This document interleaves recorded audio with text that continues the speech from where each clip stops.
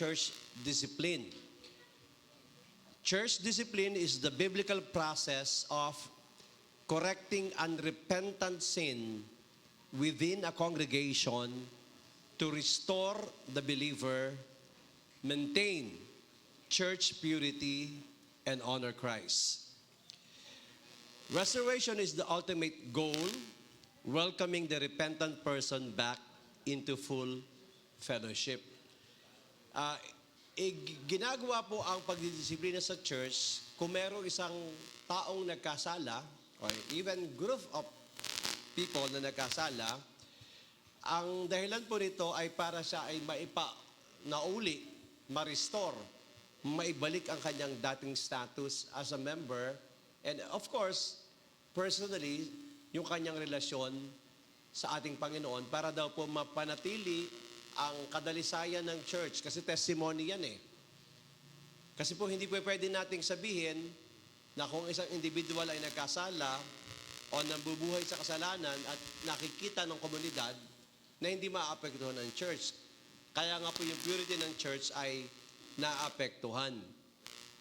At para din po, of course, sigit sa lahat, ay karangalan ng Diyos. Ang honor ng Panginoon ay naapektuhan kung walang church discipline. Pero ang ultimate goal niyan, ang pinakasukdulan pong layunin niyan, ay para siya mai-restore, maisauli, mapanumbalik sa ating Panginoon. At siya ay tanggapin muli ng kapatiran kung siya man ay nagkasala, ngunit siya naman ay totoong nagsisi. Why should there be discipline in the church? Unang-una po, doon sa nagkasala o sa offender, ito po ay means o pamamaraan ng biyaya. Ang Diyos po ay Diyos ng biyaya at nagpapatawad. Kung wala pong church discipline, hindi niya ma-experience ang biyaya ng ating Panginoon. In letter A, ang sabi rito, the prerequisite in biblical love that is able to correct the sin of the one loved. Yan po sinasabi, di po ba, open rebuke is better than love, the secret love. At makikita po natin na kung mahal talaga natin ang isang tao, hindi natin siya kukonsintihin sa kasalanan. Amen po ba? Kung ikaw ay may anak, hindi mo papayagan ng anak mo, alam mo siya'y mapapahamak na magpatuloy sa kanyang ginagawa. Hindi tama yung pag-ibig na yon. Kasi ang pag-ibig does not rejoice in iniquity in 1 Corinthians. So, ang gusto natin kasing mangyari, ang epekto nito, ay yung kaligtasan ng taong nakakasala. The salvation of the offender even though it present temporary pains. Sabi ni Pablo, doon sa Corinto, kasi may isang kapatid na kasala at kinakasama niya yung kanyang madrasta. Sabi niya, hindi na kalulugod sa Panginoon yan. Sabi niya, sabi niya ay ako ay masugid na nagdisiplina. Hindi maganda sa pakiramdam ito ng dinidisiplina. Pero ito naman ay makakatulong sa kanya para siya ay manatili sa kaligtasan na kanyang naranasan. So, hindi lamang ito para doon sa individual na nagkasala, kung hindi ito nga ay para ma-preserve ang banal na pagkakinlanlan o identity ng church. Ano ba ang identity ng church? Tayo ay born again. Tayo ay binago ng ating Panginoon. At gusto ng ating Panginoon na tayo bilang kasama sa katawan ni Kristo. Maaari ba namang tayo, mga pinatawad ng Panginoon sa kanyang habag at biyaya, tapos may mga kasamahan tayo na namumuhay pa rin sa kasalanan. Wala namang perpekto, pero mamaya papaliwanag natin ano ba yung mga kasalanan o mga kakulangan na magiging dahilan para siya ay madisiplina. So, ang konsepto po kasi ng church discipline, firstly, may tinatawag na general formative discipline. Ito po yung pangkalahatan ng pagdidisiplina para po siya ay makultivate to biblical discipleship. Alam niyo, hindi naman lahat po ng pagdidisiplin ay dahil sa nagkakasala. Meron po tayong tinatawag na Christian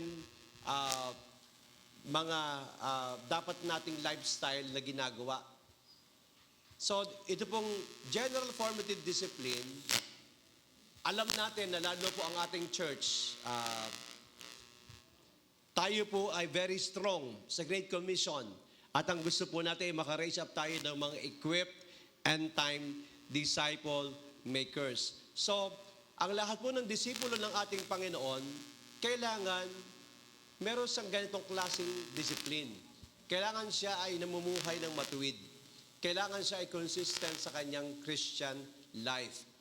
Kung hindi siya mamuhay doon, hindi siya consistent sa kanyang quiet time, hindi siya namumuhay ng ayon sa salita ng Diyos, kailangan natin siyang disiplinahin, kausapin, i-correct, i-encourage.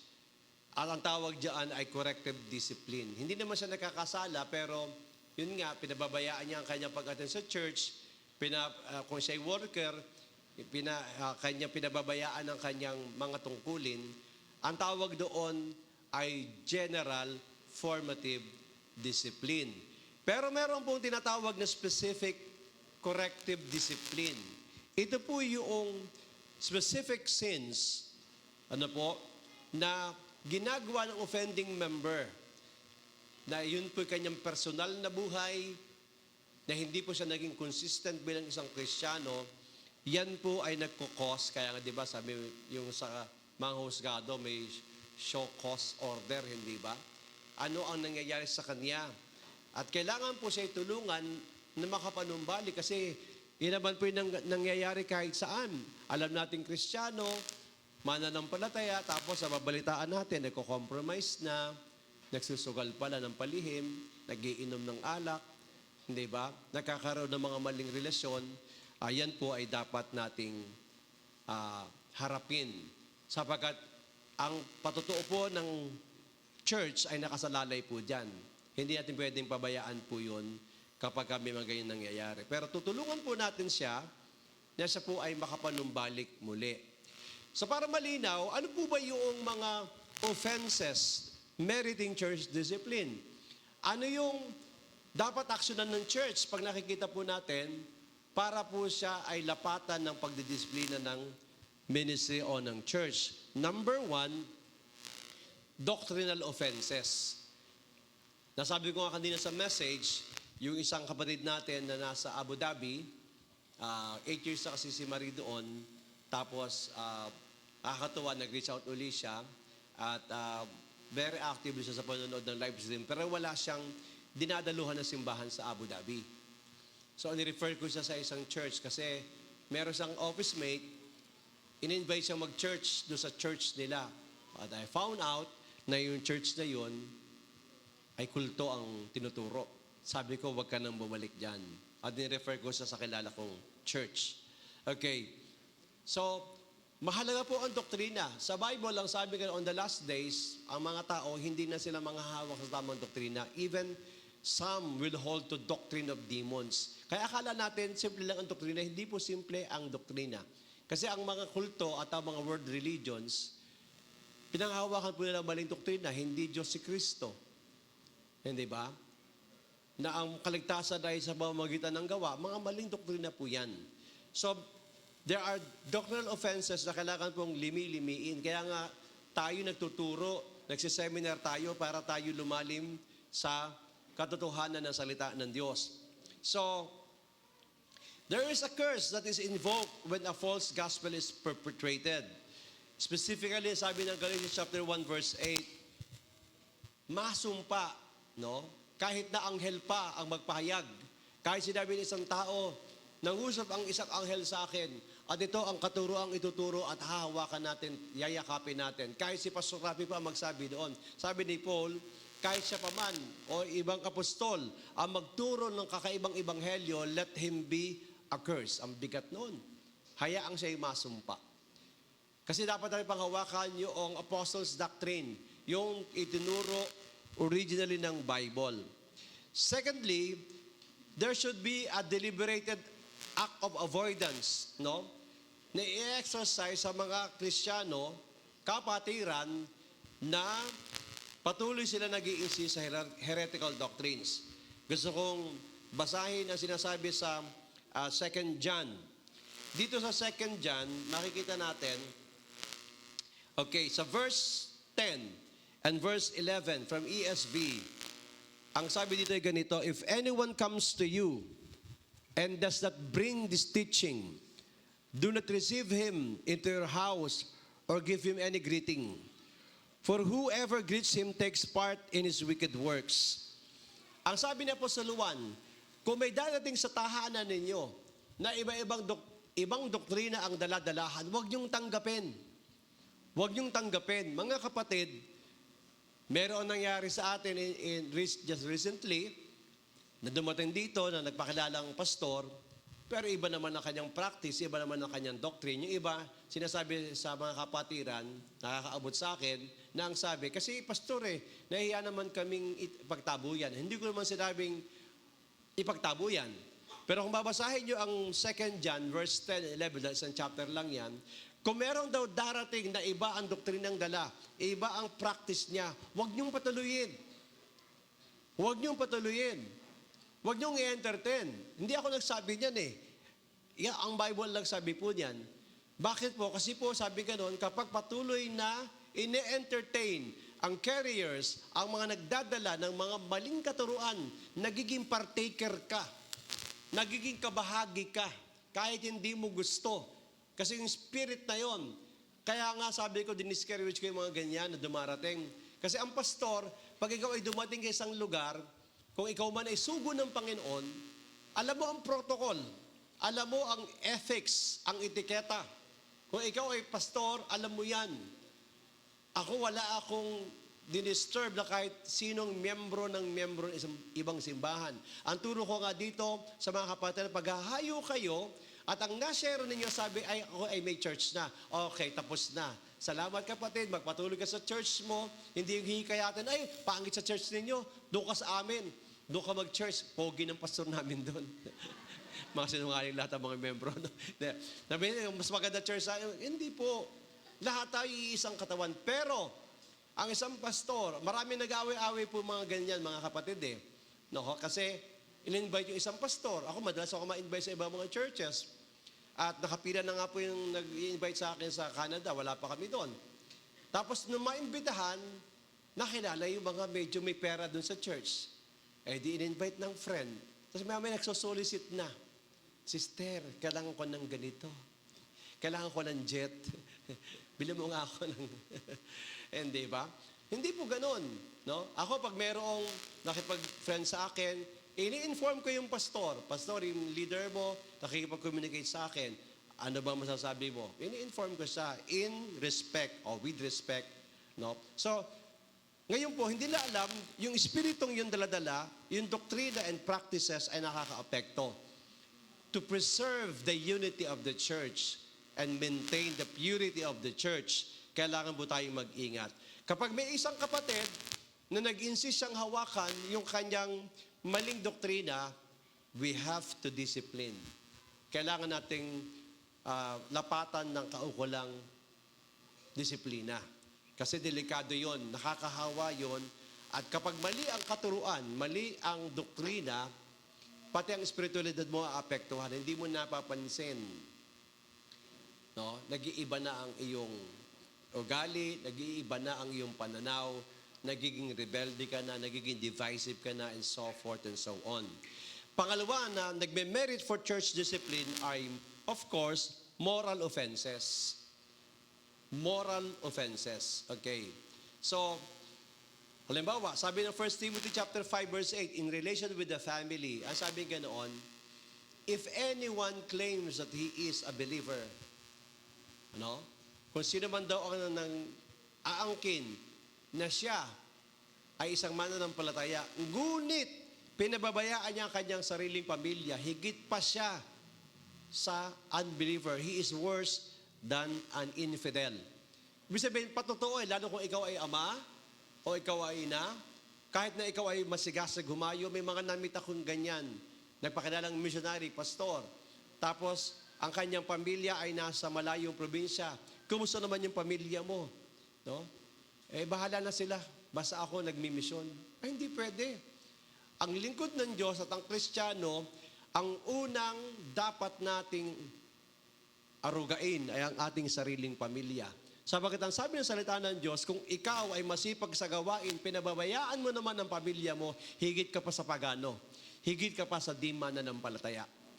Kaya yan ang sinasabi ng salita ng Diyos sa 1 Timoteo 5, talatang 8. Ibig sabihin, tayo Kristiyano, may member tayong napaka-active sa church, pero hindi maganda ang trato niya sa kanyang pamilya. Diba? Minsan may mga ganun eh. Ang sipag sa church, naging worker ng church, pero binubugbog ang asawa. O kaya minsan yung lalaki, battered husband, siya yung binabubugbog. Diba? Hindi po pwede po yun. Okay? Kung siya, magsusumbong sa atin, gagawin yung pastor yan. Kaya ang pastor, bago ordinahan ng pastor, tinatanong muna ang asawa, ikaw ba ay agree na ang iyong asawa ay magiging pastor ng church? Tatanungin yan. Tatanungin ng mga anak. Pag yung mga anak ay hindi believe sa kanya, bakit namin i-ordain na pastor yan? Hindi ba? Tatanungin din yung kanyang mga trabaho, mga kaibigan niya. Okay? Dapat kasi may patotoo. Pangalawa, in relation with the world. Alam nyo, marami mga talata ito, hindi ko nababasahin ito.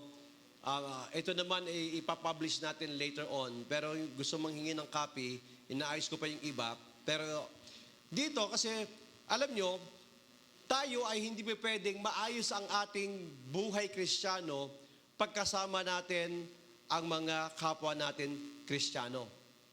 Dapat din tayo ay maging mabuti ang patotoo kahit ang mga kasama natin ay hindi mga Kristiyano. Marami kasing Kristiyano, hindi naman sa atin dito sa JTE, pero pangkalahatan in general, Kristiyano, pagkasama ang Kristiyano. Pero pagkasama ay unbeliever, minsan mas malala pa siya sa unbeliever. Hindi dapat ganon. Dapat, nasaan man tayo, sino man ang kasama natin, dapat consistent ang ating patotoo na tayo ay Kristiyano. Hindi tayo dapat nagko-compromise. Kaya nga, nakakalungkot, di ba? Nakikita ko ito palagi. Pagka masyado tayong malalim sa social media, no? Na-absorb na natin yung values dun kung hindi tayo careful. So, iwasan natin yung mentalidad, okay, na dapat si pastor at ang mga leaders ng church, okay lang akong i-oversee o pangalagaan ako pag ministry concerns at church concerns. Pero pag trabaho ko na, wala nang pakialam si pastor dyan. Kung negosyo ko na, wala nang pakialam si pastor dyan, hindi pwede. Sinasabi mo, Christian ka, nagpatotoo ka pa, ang lakas ng loob mo mag-testify. Tapos pagdating doon sa tindahan mo, may alak, may sigarilyo, may mga hindi maganda mga bagay. Ang katuwiran mo, kasi naman naman ito, negosyo lang ito ikaw ang nagbubunso sa mga tao magkasala pa. So, pag-isipan po natin yan. Kung tayo po ay member ng church, tayo din po ay dapat accountable sa kapatiran. Hindi mo pwedeng tayo nagpapasakop pagdating sa ministry, pero pagdating sa ating private lives, wala nang pakialam. Hindi po pwede. Hindi po hiwalay po yun. Kasama po yun. Kaya nga, in relation with the brethren in the church, meron po tayo diyang sinasabi diyan, didiscuss ko po yung process ng church discipline. Pero sa Titus chapter 3 verse 10, ang sabi nga diyan, specifically warn a divisive person once, twice. After that, have nothing to do with him or with her. Babalaan mo ang isang kapatiran na mapanghati. Kaya sa church, ang binabantayan ko palagi yung may ganung espiritu, yung mapanghati. Paano siya naging divisive? Habawa, nagkasala siya. Tapos ayaw niya magpasakop. Maghahanap siya ng kakampi. May mga body-body size sa church no? Tatawag ng kakampi. Mamaya, kampihan na. Hindi ba? Kaya magkakasama yung mga tampururots, yung mga matitigas ang ulo, yung mga balat sibuyas, nagkasama-sama. Hindi ganon. Sabi nga sa katabi mo, hindi ganon. Iisa tayo Iisa tayo. Ngayon, kung sinisikap na ng leadership na pagbatiin, hindi kasi tayo, di ba, sabi ko nga, Ephesians 4:30, hindi natin dapat pahintulutan na mapighati o mapalungkot ang banal na espiritu. Kung merong kapatiran, Kristiyano siya, pinagbabati na, pinagkakasundo na ayaw pa rin, mapipilitan tayong disiplinahin siya. Kakausapin siya. Okay. So, sa Matthew 18:52-17, nandiyan yung proseso. No? Ano yung proseso niya? Sabi ganoon, ganito. Pag may isang nagkasalang kapatiran, hindi naman siya kagad ibobroadcast. Hoy, mga kapatid, si brother ganito, nako, yung pala ay merong kirida. Ay, hindi ganon. Nung araw, ganon po yung lumang traditional setup sa church. Nagkasala ka, ilang nakakaalam, ihaharap ka sa kongregasyon. Di ba nakakaya yun? Mali yun eh. Una, pag may nagkasalang kapatiran, ang first step dyan, private confrontation. Privado lang. Ang pwedeng dyan, halimbawa, meron siya nagawang kasalanan na may nakaalam, pwedeng iharap siya sa mga nakaalam. Pero bago yon, ang una muna, siya mismo. Siya mismo. Kaya ito yung problema dito eh. May magsusumbong sa akin minsan, Pastor, may kapatid tayong ganito. Sabi ko, teka, ikaw nakaalam eh. Hindi ako dapat na pumunta sa kanya, kapatid mo siya eh. Dahil ikaw may first-hand information, ikaw dapat ang magkipag-usap sa kanya. Ay, natatakot po ako, Pastor eh. Ba't nagsumbong ka ba sa akin? Kasi kung pupuntahan ko yung kapatid na yon, lumalabas, bumapatol ako sa chismis. No? Ay, hindi ko lakad yan chismis, hindi ako mahilig sa ganyan. So, pag may ganyan, dapat ikaw muna. No? Huwag ka na magkukwento sa iba. Ikaw na muna. Okay? O kaya, kung talagang hirap ka, no? Later on, yung pangalawa. Pero ang sinabi ng Bible, kung may nagkakasala, kahit si pastor mismo, alam mo, bigla nakita mo, si pastor, nakita ko sa Italy, may kasama, hindi si Pastor Rabay. Mananahimik ka? Hindi pwede. Kausapin mo muna ako, Pastor. Nakita kita eh. Akala mo, hindi kita nakita. Ito nga, pinicturan pa kita eh. Pastor, bakit kayo nagkaganyan? Di ba? Ikaw na mismo ang kakausap. Kahit sino sa atin. Nakita mo, young people, may kasama. Ba't ganon, hindi ba? So, yun ang una. Personal muna. Privado muna. Hindi para ipahiya yung taong yan. Okay, kaya lang, ano sabi? Kapag siya ay pinangaralan, siya ay in-encourage, pero ayaw niya mag-repent. Ano ang susunod na step? Sabi ganon, if they refuse to listen, bring one or two others. Hindi ba maramihan kagad, at least may kasama ka, maging dalawa kayo, maging tatlo kayo. Kasi at the mouth of 2 or 3 witnesses, magsama ka. May mas spiritual na kapatid, mas malago sa'yo, o leader and worker, isama mo siya at kausapin ninyo to encourage. Kapatid, kinakausap ka namin hindi para ipahiya ka, hindi para hatulan ka, hindi para i-condemn na ka, kundi para sa pagmamahal, tulungan namin, gusto namin makarecover ka. Ayaw pa rin makinig. Ayaw pa rin makinig. Ano gagawin? Tell the church. Kaya na, papasok na sa leadership yan. Papasok na si pastor diyan. Okay? Kakausapin pa rin, i-encourage pa rin. If still unrepentant, kongregasyon na. Nasabihin na, may kapatid po tayo, kinalungkot po natin, kasama natin, kaya lamang po ayaw niya pong magsisi, ayaw niya baguhin ang kanyang buhay, siya muna po ay atin pong ititiwalag. Yun ang masakit sa pastor. Magtitiwalag ka ng miyembro. Wala man po tayong natiwalag so far. Kusa nang ayaw umattend. Hindi na nagpapakita. Pero, yun po yung pinaka, worst na pwedeng maranasan ng isang miyembro, removal and excommunication. As a final step, removing the person from membership and the Lord's table. Yan po yung, halimbawa, siya ay naging alam natin ang katotohanan na nag-i-insist sa kanyang heretical doctrine, sa kanyang scandalous conduct and divisive spirit, that person will not be allowed to take communion. Ganun po ang gagawin. Halimbawa, bigla siyang dumalo. Okay? Ang tayo lang hindi dumadalo, pero alam natin hindi nag-repent, siya po ay forbid na mag-take ng communion.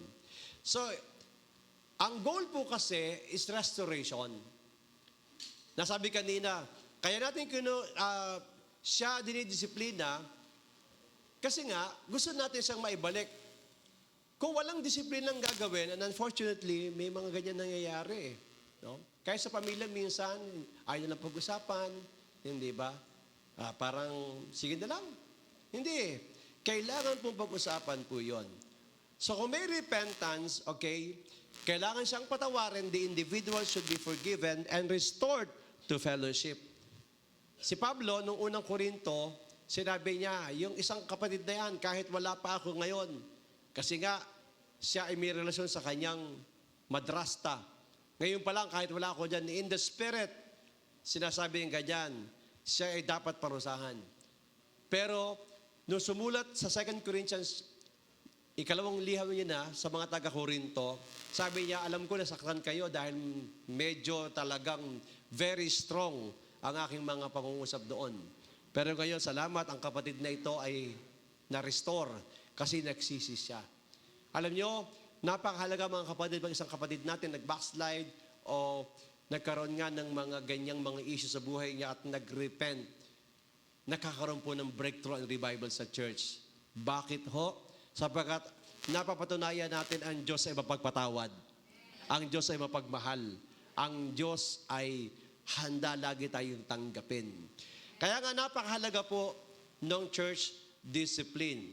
Kasi the spirit of discipline, kailangan i-instill po ito, but it should be done out of love, humility, gentleness, focusing on the redemption rather than being punitive. Hindi tayo nagpaparusa. Hindi dahil sa galit tayo sa Kanya, hindi po. Kasi nagigrieve ang Holy Spirit. Kaya may warning ang Apostol Pablo sa mga taga-Efeso Sabi niya, kung may isang nakakasala, mag-ingat tayo. No? Pag may taong na-stumble o taong bumaksak, sa pag-restore sa kanya, maging maingat tayo, baka mamaya, matindi masyadong spirit na yon, tinutulungan mo siya, mahawa ka at ikaw din ay madala niya. Ang nagre-restore sa mga ganon, dahil mabibigat ang problema, yung malalakas din. Kaya kung ikaw ay alam mo medyo mahina ka pa, tapos tutulungan mo, sabihin ako, ini-encourage ko na si kapatid no? Dahil kasi patotoo ko, ganyan din ako dati And later on, yung pala, ikaw na ang nahawa. Ikaw na ang nadala. Imbis na ikaw ay ma-encourage. Mag-ingat din tayo sa pagdidisiplina. Kung tingin natin, kailangan ng mga leaders dito, kailangan ng pastor. No? Kasi hindi naman namin alam ang lahat ng bagay. Isipin nyo ninyo, ganoon. Na meron pala isang kapatiran, alam na ng kanyang kamag-anak, ganyan. Kaya tisunod na sila sa church. Ganyan ba sa church ninyo? Ganyan ba umati sa JTE? Kaya nga ho tayo ay mag-ingat, mga kapatid. So, ano po ang kadalasang maling kaisipan? These are the common misconceptions. Ang akala kasi ng iba, yun nga po, tayo mag-church discipline kasi yung iba nagkakaroon ng holier than thou attitude. Yung iba nagiging judgmental. Yung iba pinagchichismisan pa, ay alam nyo, si Brother Jimmy, alam yan, hindi totoo yan si Brother Jimmy na pag yan nasakay ng barko, ang daming asawa niyan. Isipin niyo po ako na-chismis nung araw dito sa Masili.